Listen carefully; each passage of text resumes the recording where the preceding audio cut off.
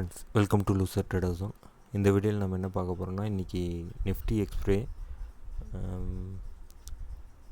நான் வந்து இன்றைக்கி ஒரு 11 மணி வரையுமே வெளில இருந்தேன். ஸோ அதனால் ட்ரேட் எடுக்கலை. அதுக்கப்புறமா தான் ட்ரேட் எடுத்தேன். ஆனால் நிஃப்டி இன்றைக்கி வந்து ரொம்ப ஆப்ஷன் ட்ரேடர்ஸ் நல்லா பையர்ஸை வந்து ட்ராப் பண்ணிட்டாங்க.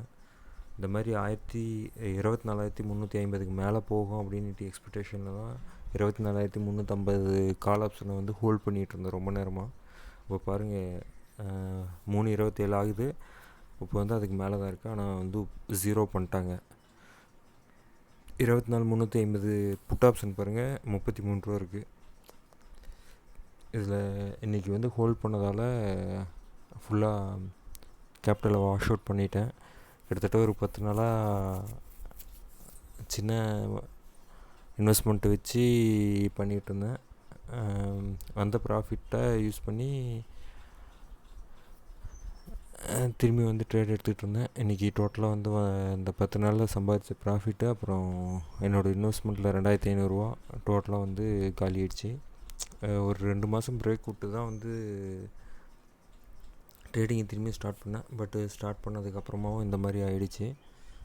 ரொம்ப கஷ்டமாக இருக்குது.